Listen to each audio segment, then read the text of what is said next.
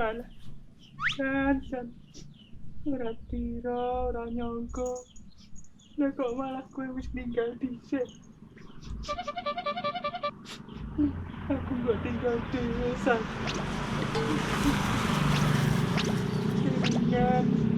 Kemudian ketemu pisanan karo aku.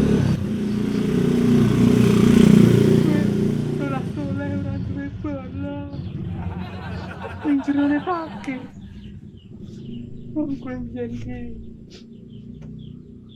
pitik cok bakal.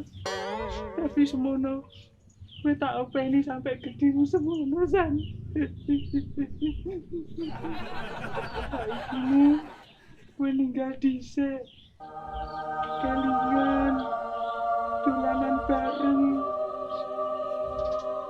Golek iwak bareng ning kali. Jeguran. Malah saikimu wis dhisik ora ono. Kan biasane kowe lho bisa ngawin ping 5, ping 6 ora apa-apa. Bareng kowe ngawin Mbak Lastri. Pitike Mbak Lastri.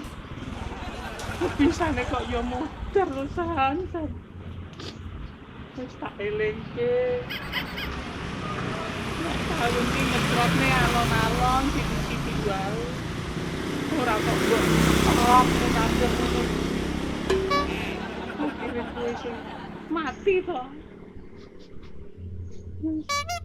Bisa saiki kowe wis urip, wis turu penak ning kono. Wis ayem-ayemno. Tapi yo eling ning alammu kono nek babonan nganggur aja mbok tumpak ya, aja mbok cerot ya. Aja mbok padakne kelakuanmu karo ning donya kene. Ya wis yo San. Tinggal dhisik. Enak-enakno kowe ning kono. Wis yo San, tak tinggal. San, aja beling kowe ning kono. Wis dienakne.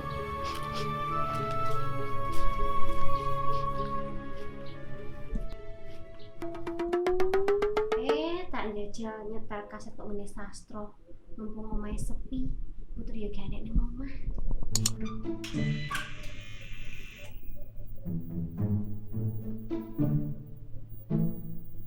Kok suwi to TV makan.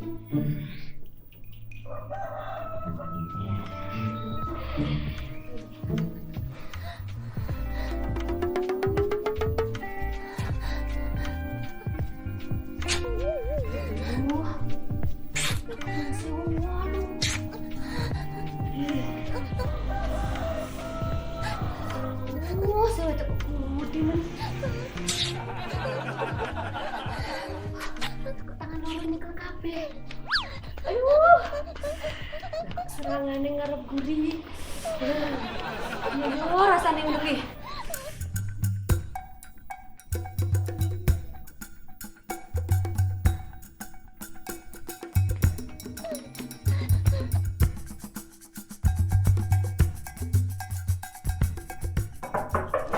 Aduh, sopo iki?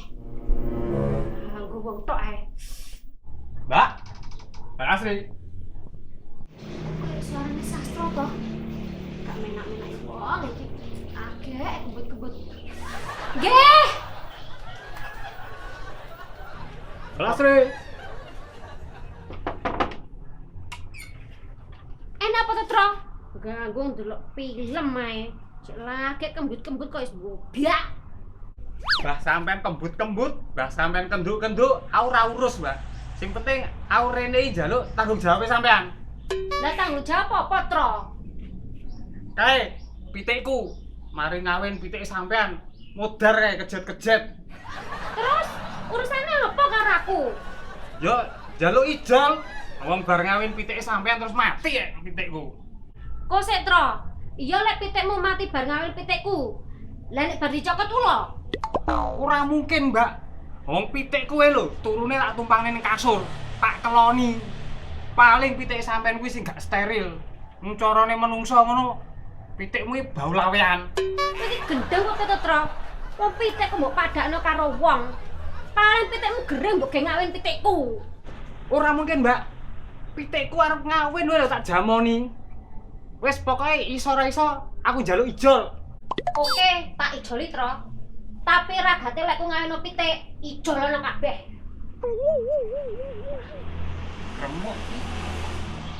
Aku wis kelangan biayane kawinan pitik. Pitikku mati. Sik kon ngijoli ragate meneh. Ki piye to?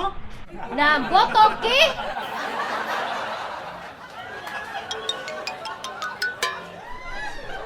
Pitik mati karepe dhewe kok njaluk ijol. Arek lek gendeng, ra menak-menaki wong ndelok film Salome ae. As. Ngene iki.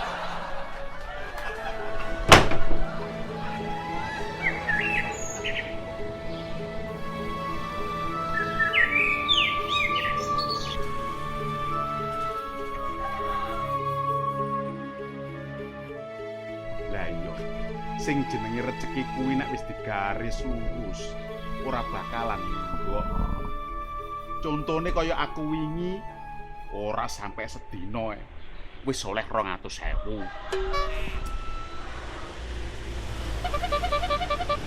Nek tak angen-angen, bisnis ngawene pitik kuwi kok penake ram dan menjanjikan. Mangkane aku wingi kuwi oleh 200.000 sing 50 tak gawe ning warung, sing 150 tak tukokne iki pitik jago. Lah pitik jago iki arep tak iderno aku buka jasa ngawene pitik sak trotan 20.000. Lah umpama sedina iki engko aku iso ngawekne pitik ping 100. Yo, duitku lak ya wakeh tenan ya. Gal. Kawin, kawin. Kawin. Jasa kawin pitik. Sak trotan 20.000.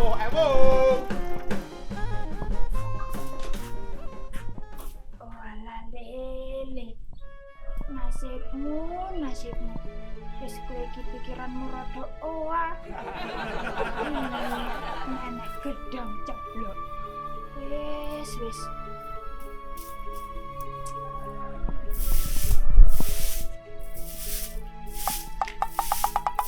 Mbak.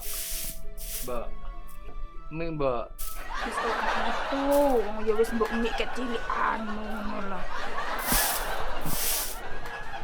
Kawin. Jasa ngawin pitik. Kawin. Jasa kawin pitik. Lho. Lah kok Kawin. pitik. Kawin. Kawin, Kawin le. Kawin, Mbak. Ah, Alhamdulillah, akhirnya ada sing ngendek. Iya, Mbak. Rezeki. Lah pitik endi, Mbak, sing arepe dikawin? ning mburi le, ning kandang. Ya wis, ayo, Mbak. Ayo. Teman dudune ya. Kae le pitike. Awekno dhewe. Nggih, Mbak. Ten jero mriki, Mbak. Iya. Oke.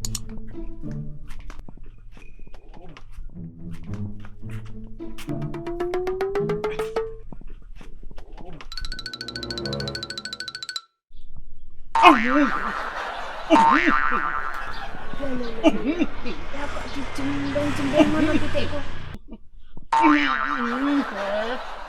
Lah kok seru ngono lek ngawek nih. Wah. Iya. Piye le, wis kena. Wis, Mbah. Iki mau wis kenek ping 5 trotan. Lah sak trotan kuwi bayar 20.000. Dadine sampean bayar aku 100.000, Mbah. Kok larang kan to kowe. Kan sing ngrasakne penak pitikmu. Ya padha penake to, Mbah. Pitikku ngrasakne penak, pitike sampeyan yo ngrasakne penak. Piye to? Wong padha penake kok njaluk bayaran. To piye ki? Lah nek diatur ngono, Mbah, padha penake ora gelem bayar. Lah wong ning komplek ki lho, lak yo padha njaluk gratisan, Mbah. Sing ning komplek lak wong to lele. Lah iki lak yo pitik. Wis ora sambulet, Mbah. Kene ndang dibayar. Aku lho selaki dermane. Iya lele. Atuh omong pitikku tak culne ae, tak kawin-kawin dhewe. Salahe, Mbah, sampean mangendhek aku.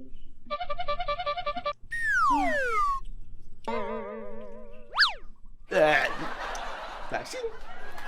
Ya wis, Mbah. Kapan neh engko sampe ngedek aku ya? Akhire Ora kere ya wis, tak untuk meter. Bayaran. Kawin. Kawin pitik. Sak trotan 20.000. Lah iya toh. Aku ngelane lapo kok sampai seneng karo Dik Lastri. Sampai kasmaran bareng.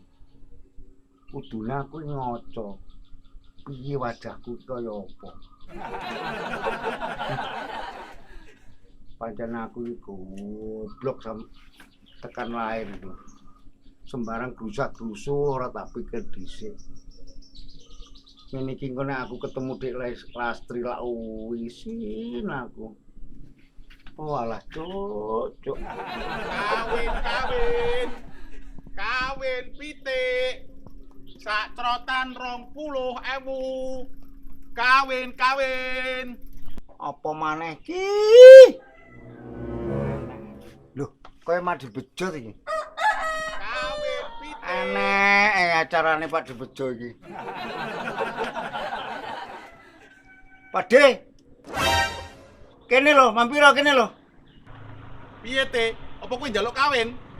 Kosek to Pakde. Sampeyan rene yo. Jane sampeyan iki lho bakul apa kok bengok kowan kawin lho.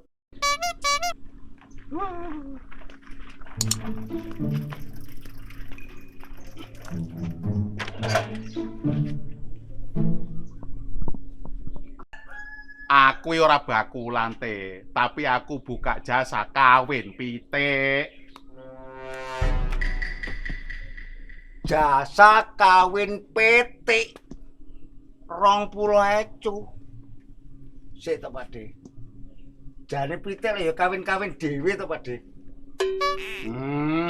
Kowe lak ya pitik sing ora duwe isin to, Te. Lah kuwi iki jagani jasa pitik kawin iki digawe pitik sing isinan. Jane apa Pak digani? Pitik isinan karo gak isinan. Kowe wis tuwek ora roh bedane pitik isinan karo sing ora isinan. Pitik kuwi bedane sing isinan karo ora isinan. Nek sing pitik ora isinan, pitike ora gawe kathok. Lah nek pitik sing isinan, pitike kathokan. Yesus. Ngomong karo Pak Dibejo iki iso gelut iki. Wong iki wis uteke wis rada malik, wis kopler. Wis oleh duwe pira Pak Dendoke? Oke, Te. Lho, loen. Oh. Lah kuwi sedina apa pirang dina Pak De? Mek setengah hari iki mau. Setengah hari ki sakmono. Iya. Rasah gumun. Yo ngene iki asile wong sing muteke ancar iki. Wis yo, Te. Aku tak lanjut tider. Gatekne kuwi mbok jak poyah ae. Aku lak yo ora sedo nyambut gawe. Kumpul kowe suwe-suwe aku dadi madesu. Apa Pak De? Madesu ya apa? Masa depan suram.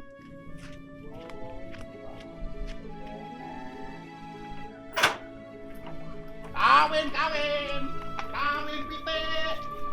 Kawin pitik 20.000 sak trotan. Angkrek jaranane Bejo. Kok malah ngece aku.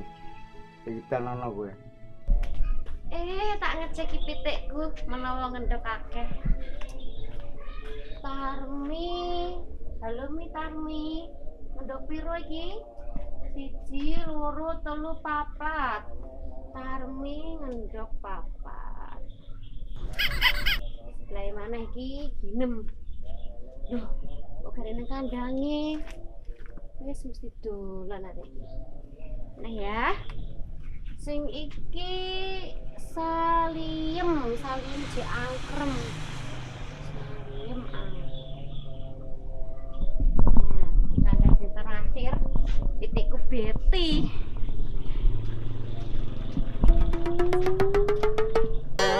Duh.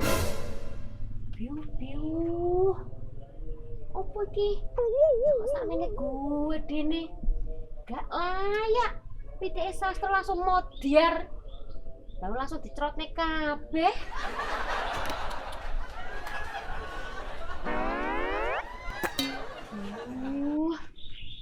Lah kok endok kok sampe gue dene. Lah iki metu-metu kok endi? Lah sing iki Betty ngene iki kok gak yo suwek. Ambuh karepmu wis ora tak pikir sebenting aku endok wedi. Tak gone timpawon. Kawin pitik. Yo monggo, pitike sing wayahe kawin.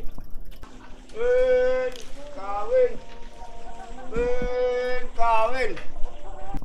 Dikawin te mriki 20.000 sak cerotan. Loh. Iki suarane sapa iki?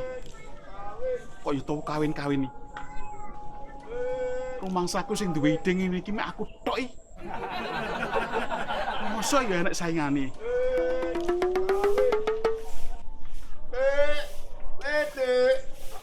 Kawin pitik.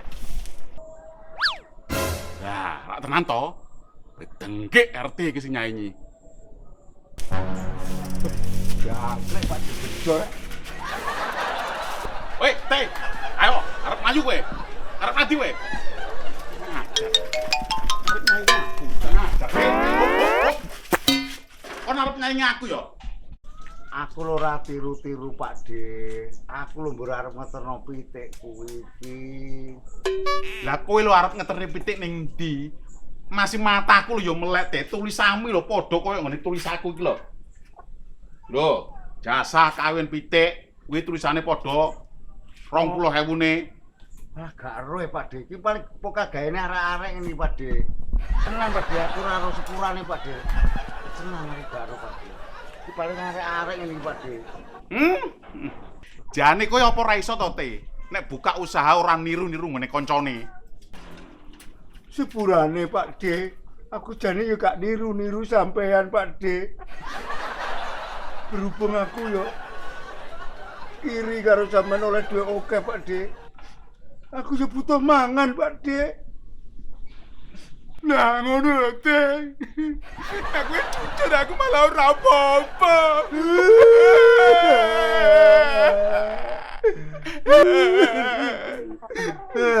Lah iki mangko wis oleh duwe piro Teh? Urung oleh duwe belas Pak De. Kurang oleh duwe. Urung. Banget Teh. Wis ayo hidup banget Teh. Ayo Pak De.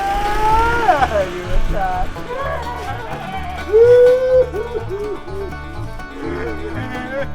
Kawin. Apa nyaluk kawin? Kawin.